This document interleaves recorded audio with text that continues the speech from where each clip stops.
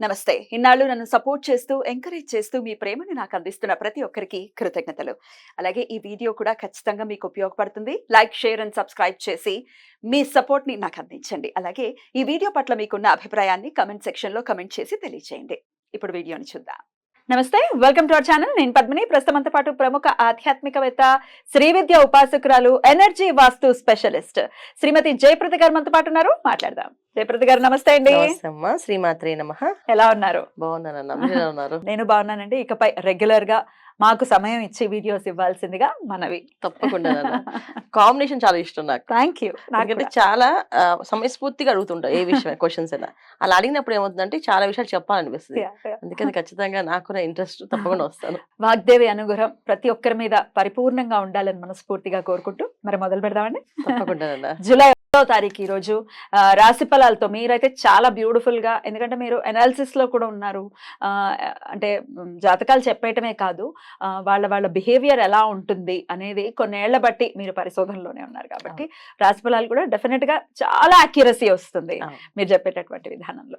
Right. ఇక July 1 నుంచి చూసుకుంటే రకరకాల మార్పులు, అటు కాలసర్ప దోషంలోనే ఇప్పుడు గ్రహస్థితి ఉంది అని చెప్పుకోవచ్చు.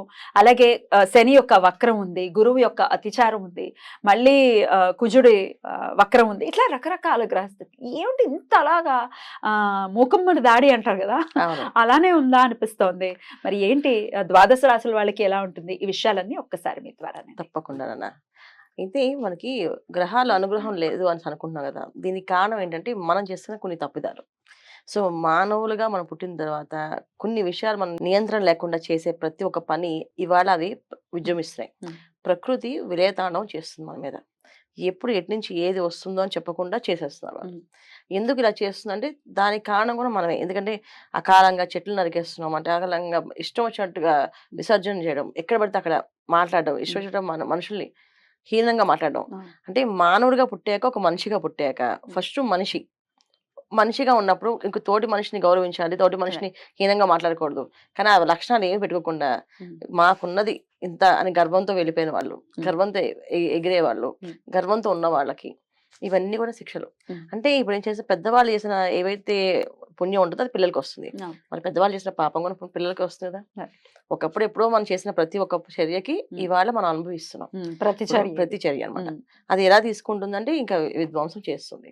ఇప్పుడు మనకి కోపం వస్తే మనం నష్టపోతాం, మన కుటుంబం నష్టపోతుంది. ప్రకృతి కోపం వస్తే ప్రపంచము అల్లాడిపోతుంది. ఇది ప్రస్తుతం ఉన్న గ్రహస్థితి. ఇప్పుడు గ్రహ గమనాలు అన్ని కొన్నా మనకి ఎప్పుడు ఏది ఎలా నడుస్తుంది అనేది చెప్పడానికి లేకుండా ఉంది. ఇప్పుడు రాశి ఫలాలు మనం తీసుకుంటే మాస ఫలితాల్లో ఇప్పుడు కుజుడు అనుకూలంగా లేడు, రవి అనుకూలంగా లేడు, శుక్రుడు అనుకూలంగా లేడు, బుధుడు అనుకూలంగా లేడు. ఎవరికి వీళ్ళకి ఈ బుధుడు అనుగ్రహం ఉంది అంటే వాళ్ళకి బుధుడు అనుగ్రహం లేదు, వీళ్ళకి శుక్రుడు అనుగ్రహం ఉంది అంటే వీళ్ళకి శుక్రుడు అనుగ్రహం లేదు. అలా ప్రతి ఒక్కరికి ఒక్కొక్క రాశికి వీడు ఒక గ్రహమే అనుకూలం. అంటే ఈ మాసంలో మనం ఒక గ్రహం మాత్రం అనుకూలంగా ఉంది ఒక్కొక్క రాశికి. అది కూడా మిశ్రమ ఫలితాల్లో, పూర్తి ఫలితాల్లో కాదు. దీనికి మనం ఏం చేయాలి అంటే భగవంత ప్రార్థన.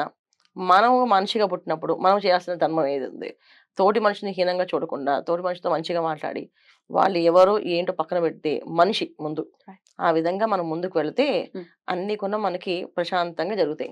మన ఇంట్లో మనం బయటికి వెళ్ళేటప్పుడు ఖచ్చితంగా దైవారాధన, దీపారాధన చేసుకోవడం, శుభశకునాలు చూసి బయటికి వెళ్ళడం. వెళ్ళేటప్పుడు ఇంట్లో పెద్దవాళ్ళు ఎవరన్నా అమ్మ ఉంటే అమ్మ, భార్య ఉంటే భార్యని ఎదురు రమ్మని చెప్పడం. వాళ్ళు వెళ్ళేటప్పుడు వస్తున్నప్పుడు క్షేమంగా వెళ్ళండి, లాభంగా రండి అని చెప్పి వాక్యం చాలా ముఖ్యం. ఒకప్పుడు ఇలా ఉన్న ఇప్పుడు ఈ ప్రస్తున్న కాలానికి, ఈ విషమ కాలానికి మాత్రం ఖచ్చితంగా ఇంట్లో శుభశకునాలు చూసుకొని బయలుదేరడం అనేది చాలా చాలా అవసరం. ఇది చేదస్తాల కింద కొట్టి పడేస్తే మాత్రం మనం ఇంకేం చేయలేము.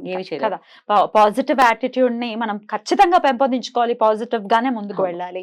ఎందుకంటే చాలా భయానకమైనటువంటి ఇవాళ కూడా చూసుకుంటే అక్కడ ఫైర్ యాక్సిడెంట్ జరిగింది ఇక్కడ జస్ట్ మనకి హైదరాబాద్ దగ్గరలోనే, లింగంపల్లి దగ్గరలో జరిగింది. సో ఎక్కడ చూసినా వార్త అనేది ఏదైనా వస్తుందంటే అది భయం వేసేస్తుంది, ఏం జరిగిందిరా. సరే, మరి గ్రహస్థితి ఇంత దారుణంగా ఉన్నప్పుడు డెఫినెట్ గా మనం మన జాగ్రత్తలు తీసుకోవాలి, దైవారాధన మస్ట్ అండ్ షుడ్ గా చేసుకోవాలి, అందులో ఎటువంటి డౌట్ లేదు. అయినప్పటికీ ఒకసారి ద్వాదశ రాశులకి విడివిడిగా ఒకసారి మాట్లాడుకుంటే పర్టికులర్ గా ఏ విషయాల్లో ఏ రాశుల వాళ్ళు జాగ్రత్త పడాలి అనేది ఒక్కసారి వివరించండి. తప్పకుండా. మరి మొదలు పెడదాం. మరి మకర రాశి వారికి ఎలా ఉండబోతోందండి ఈ జూలై మాసం? తప్పకుండా. మకర రాశి వాళ్ళకి ఈ మాసం ఏంటంటే అనుకూలంగానే ఉంది. వీళ్ళకి వీళ్ళంతా సంకల్పం బలం గట్టిగా ఉంటే ఉమ్. అన్ని సాధిస్తారు. సంకల్ప బలం తక్కువగా ఉంటే మాత్రం సాధించలేరు. రెండో ఇంట్లో పాపగ్రహాలు, ఆ! ఆల్రెడీ రాహు ఉన్నాడు, రాహు ఉన్నాడు, వచ్చేయబోతున్నాడు శని, శనేశ్వరుడు. మరెలా? సో, అందుకే సంకల్ప బలం గట్టిగా ఉంటే ఉమ్. మేము చేయగలము, నేను మాత్రమే చేయగలను అని అనుకుంటే గనక అవుతుంది. ఓకే. లేదు నా వల్ల ఏమవుతుంది అనుకుంటే అంతే. అలా ఉమ్. నెమ్మగా ఆగిపోతుంది పనులన్నీ. ఉమ్. ముఖ్యంగా ఏంటంటే ప్రొఫెషనల్‌గా ఉండే వాళ్ళకి ఒక పేరు ప్రఖ్యాతి వచ్చే అవకాశం ఉంది. ఉమ్. ఎప్పుడైతే పాపగ్రహాలు బలంగా ద్వితీయ స్థానంలో, కుటుంబ స్థానంలో, ధనస్థానంలో ఉన్నాయో దానివల్ల ఏంటంటే ధనం వచ్చే అవకాశం లేదా పేరు వచ్చే అవకాశం ఉంటుంది. అలాగే పేరు పోయే అవకాశం కూడా ఉంటుంది. ఆ. సో 2 జరుగుతాయి. అయితే ఏంటంటే ఇక్కడ జాతకాల్లో ఉండే యోగాలు. ఇప్పుడు వాళ్ళ జాతకంలో రాహు మంచి స్థానంలో ఉన్నాడు. ఇక్కడ ధనస్థానంలో రాహు ఉన్నాడు. బ్రహ్మాండంగా యోగిస్తుంది. వాళ్ళ స్థానంలో రాహు బాలేడు. ఇక్కడ రాహు బావున్నా ఈ ఫలితం అక్కడ రాదు. ఉమ్. బావుండాలి అక్కడ వాళ్ళకి. శనీశ్వరుడు కూడా బావుండాలి. శని యోగకారకుడే ఉండాలి వాళ్ళ జాతకానికి. ఒకళ్ళు యోగకారకుడు అయితే ఖచ్చితంగా శని రాహులు కలిసినప్పుడు ఇక్కడ కుజుడు వాళ్ళని చూస్తున్నారు గనుక ఫాస్ట్‌గా పనవుతుంది. ఓకే. నార్మల్‌గా అయితే స్లోగానే అవుతాయి. ఉమ్. ఫాస్ట్‌గా ఏమవ్వదు. ఎప్పుడైతే కుజుడు ఎప్పుడైతే వీక్షణ పడుతుందో చాలా ఫాస్ట్‌గా పని చేపిచ్చేస్తారు. ఎందుకంటే ఉచ్చ స్థితి కుజుడికి మకర రాశి. ఉమ్. అవును. సో సింహరాశిలో ఉండడం అంటే ఆయన ఉమ్. ఆల్మోస్ట్ రవి దగ్గర కుజుడు అనేది చాలా ఉమ్. శ్రేష్టమైనది. ఉమ్. కుజకేతువులు రవి దగ్గర ఉండడం ఇంకా మంచిది. ఈ ఓకే. కాంబినేషన్ వీళ్ళకి ఎప్పుడైతే వీళ్ళకి ఫేవర్ అవుతుంది. ఓకే. మిగతా వాళ్ళకి అన్‌ఫేవర్. వీళ్ళకి ఫేవర్ మకర రాశి వాళ్ళకి. సో వీళ్ళు పట్టుదలతో మేము చెయ్యగలము అనుకుంటే ప్రొఫెషనల్‌గా వీళ్ళు సెటిల్ అయిపోతారు నాన్న. రైట్.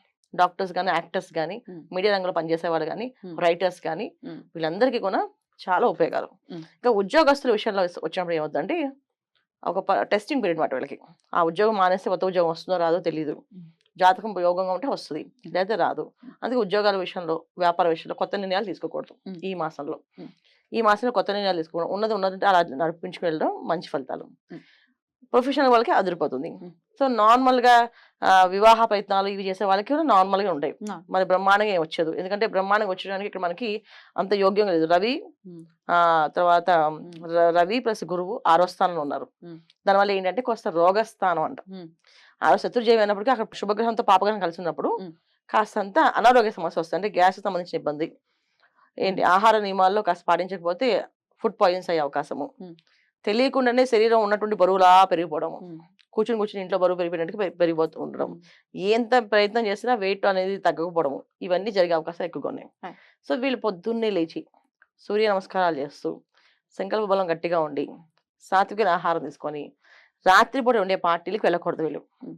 అలా ఉంటే వీళ్ళకి ఎటువంటి ప్రమాదాలు జరగవు. ఓకే. లేకపోతే అనారోగ్య సమస్య వచ్చి బాధింపబడుతుంది. సో జాగ్రత్త అనివార్యం. ఖచ్చితంగా. వీళ్ళు ఎందుకంటే కూడా. ఇక్కడ పాపగ్రహాలు ఎప్పుడైతే బలంగా ఉన్నాయో ఉమ్. ఏ ఫలితమైనా భారీగా ఇస్తది. ఉమ్.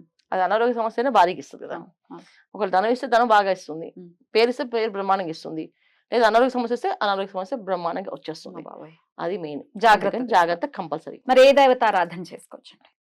ప్రతి నిత్యము దత్తాత్రేయుడు ఆరాధన, శ్రీ దత్త శరణం మమ అనే మంత్రం, హరిహోం నమ శివాయ అనే మంత్రం కంటిన్యూ 2 చేసుకుంటూ వెళ్తే ఉమ్. అన్ని అనుకూలంగా ఉంటాయి. ఉమ్. గురువారం పూట దత్త చరిత్ర పారాయణ గాని, శ్రీపాద చరిత్ర పారాయణ గాని చేసుకోవడం. ఈ 2 కుదరవండి అంటే పుస్తకం తీసి కాస్త ఒక శ్లోకానైనా చదువుకోవడం, Right. లేదా సిద్ధమంగళ స్తోత్రం చదవడం. Right. ఇవి చేసుకుంటూ వెళ్తే వీళ్ళకి అన్ని అనుకూలంగా ఉంటాయి. అలా ఉండాలని మనస్ఫూర్తిగా కోరుకుంటూ ఇక నెక్స్ట్ వీడియోలో